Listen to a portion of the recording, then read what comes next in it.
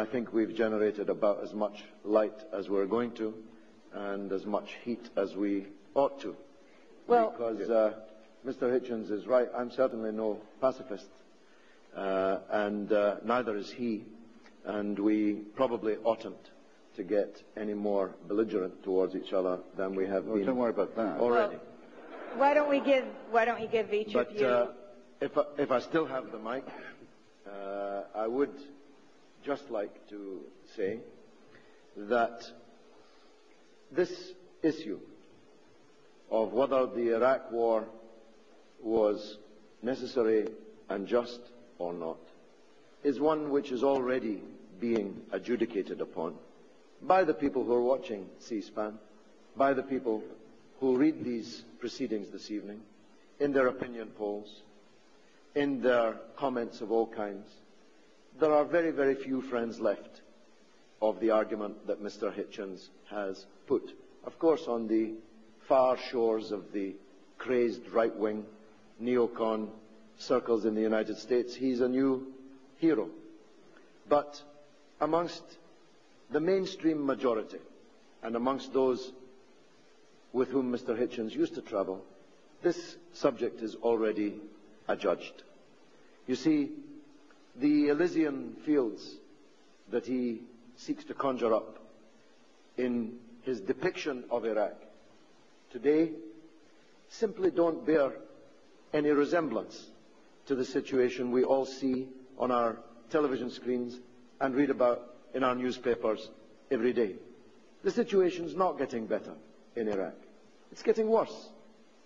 Religious fundamentalism, to which he is so opposed, has been put in power in Iraq by the invasion of Bush and Blair. The Grand Ayatollah Ali al-Sistani, of whom Mr. Hitchens, now it's very bizarre, a Trotskyist friend of the Grand Ayatollah Ali al-Sistani, that he speaks so approvingly of now, is the ruling power in Iraq, and believe me, he is an Islamic fundamentalist. Believe me, he wants to ensure that the people who live under his purview follow every dot and comma of the Islamic fundamentalist agenda. And I warn you to be careful of what you wish for.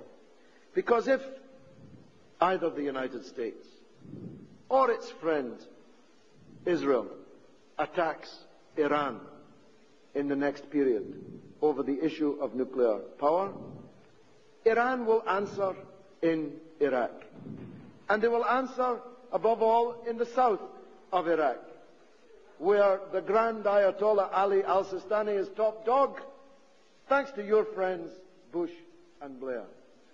Extremism has not been damaged by this war. It has been fantastically enhanced. The number of people who hate us in the world has not been reduced, but has been greatly enlarged.